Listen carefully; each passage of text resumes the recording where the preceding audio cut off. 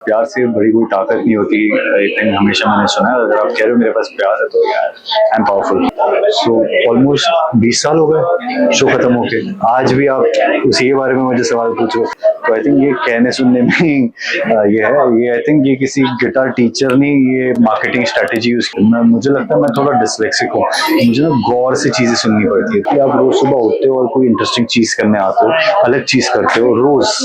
Hello, आपका स्वागत है हमारे इस ए दिल जी ले जरा के सेट पर। जैसे कि हम लोग देखते हैं जब भी मार्केट में जो चीज हो रही होती है असल में पर्दे पे वही चीज देखने मिलती है। जैसे 20 साल पहले 21 साल पहले अगर देखते तो लोगों को रोटी कपड़ा मकान ये सब जरूरी था, लोग ख्वाहिशों के लिए ज्यादा मरते थे। तो आपके पास एक पेंसिल थी शगा लगा बुम बुम में, और अब लोगों के पास प्यार की कमी है। अब लोगों के पास प्यार की कमी है जो आपके पास ऑलरेडी है।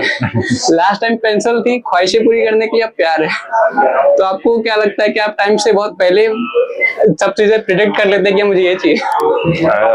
यार ये अच्छा तरीका है, अच्छा नजरिया है लाइफ को देखने का। एंड आई एम हैप्पी आप ऐसे बिलीव करते हो। तो प्यार है, ऑफ कोर्स प्यार होना चाहिए जिंदगी में। सो गाइस ये अच्छा नजरिया है लाइफ को देखने का। प्यार से बड़ी कोई ताकत नहीं होती। इतने हमेशा मैंने सुना है, अगर आप कह रहे हो मेरे पास प्यार है तो यार आई एम पावरफुल। और इस शो में आपका किरदार किस तरह का होने वाला है वैभव का?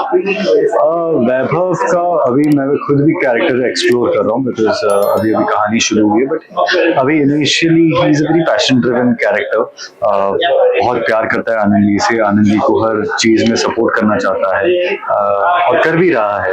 बट एक मुकाम आएगा जहाँ पर दिल टूटेगा। अब आप सोचो, आप कह रहे हो प्यार है, आप किसी चीज से बहुत प्यार करते हो और फिर जब आपका दिल टूट जाता है तो फिर आप एज ए इंसान कितने टूटते हो।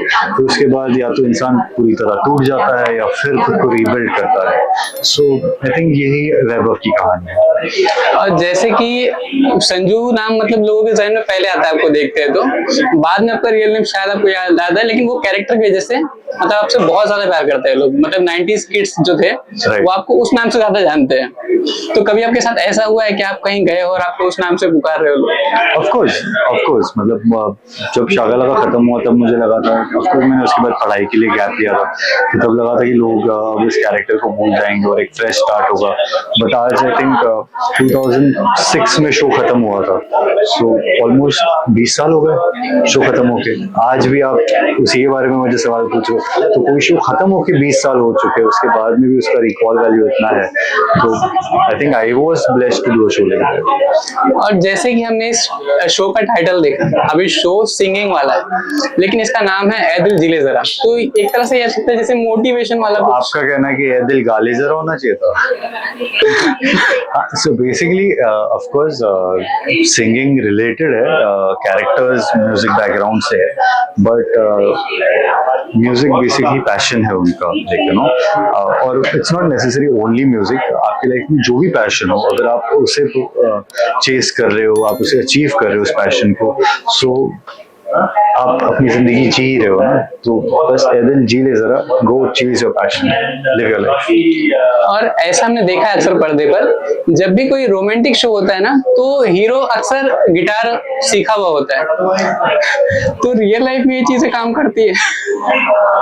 यार आपको क्या लगता है? मैंने तो बहुत कोशिश की गिटार बजाने की, बट जो गिटार सीखने के बाद असर होता है वो गिटार की वजह से तो कभी नहीं हुआ।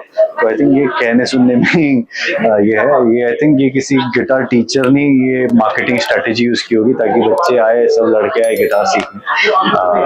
बट नहीं कुछ नहीं काम करते। वो तो वो रोनाल्डो वाला हो जाएगा, उसने पानी की बोतल रख दिया था तो बिजनेस गिर गया था, आज इसका गिर जाएगा। नहीं बट ऑफ कोर्स अगर आपको म्यूजिक का पैशन है तो I think guitar is a very amazing instrument, very melodious instrument. और आजकल गिटार का एक छोटा वर्जन बहुत ट्रेंडिंग है जिसे यूकेलेले कहते हैं, तो आजकल लोग वो बहुत ज्यादा सीख रहे हैं क्योंकि वो थोड़ा आसान है और लोग जल्दी सीख जाते हैं, छोटा सा है, कैरी करने के लिए आसान है। आप किस तरह का म्यूजिक पसंद करते हैं सुनना? मैं सॉफ्ट म्यूजिक पसंद करता हूँ, लेकिन जो भी आप आराम से बैठकर रिलैक्स कर सकते हो। और आजकल जो सॉन्ग बन रहे हैं जैसे रैप, उससे कितना रिलेट करते हैं? मुझे समझ ही नहीं आते। मुझे लगता है मैं थोड़ा डिसलेक्सिक हूँ, मुझे ना गौर से चीजें सुननी पड़ती है। तो ऐसे कोई धीरे बात करे ना तो मैं समझ सकता हूँ, जो तो तेज बाकी मुझे ऐसे समझ ही नहीं आता क्या, तो सिर्फ मैं म्यूजिक तक ही रह जाता हूँ, लिरिक्स कभी पल्ले नहीं पड़ते। ये मेरा प्रॉब्लम है। नहीं, काफी मतलब जैसे आप संजू का किरदार था वैसे इस बार आपका ये, तो ये और उसमें कुछ फर्क लगता है आपको? ऑफ कोर्स बहुत अलग कैरेक्टर्स है, बट जैसे आपने कहा, मुझे लगता है कि कैरेक्टर्स जो है, अगर आप उन कैरेक्टर से कनेक्ट कर जाओ, उससे प्यार हो जाए आपको, आप रिलेट कर पाओ उन कैरेक्टर से, सो आपको बहुत सालों तक वो याद रहते हैं और आप उनसे जुड़ जाते हो।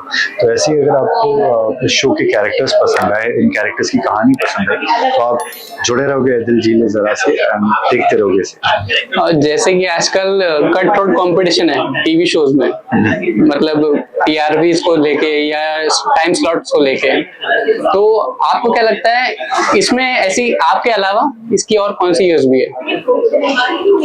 आई थिंक ओवरऑल कास्ट जो है वो ही आई थिंक एक यूएसपी है। सुमित सर है, देन जो नंदिनी का कैरेक्टर प्ले कर रही है सुहासी जी है, आनंदी जो रिचा प्ले कर रही है। सो आई थिंक ओवरऑल कास्ट जो है बहुत ही इंटरेस्टिंग है, एंड ये यूएसपी है लेकिन काफी नॉस्टैल्जिक वैल्यू है। लेकिन सुहासी जी का भी कमबैक शो है ये, सुमित जी का एक कमबैक शो है ये, मेरा भी शादी के बाद का कमबैक शो है। I think everyone is coming back with. और रियल लाइफ में आपको किस तरह के किरदार करना पसंद आता है? मुझे हर टाइप का किरदार करना पसंद आता है, because I think acting is basically सबसे इंटरेस्टिंग बात ये है कि आप रोज सुबह उठते हो और कोई इंटरेस्टिंग चीज करने आते हो, अलग चीज करते हो रोज, लेकिन living different characters every day is the best part. अच्छा, एंड मुझे चैलेंजिंग कैरेक्टर्स बहुत पसंद है। लास्टली ऑडियंस को क्या मैसेज देना चाहिए? गाइस, शो आ रहा है दंगल चैनल, दंगल यूट्यूब चैनल, दंगल प्ले, कहीं भी आप जाकर देख सकते हो, जाइए शो देखिए और बहुत सारा प्यार कीजिए। Thank you. दिल जी ले जरा। Thank you.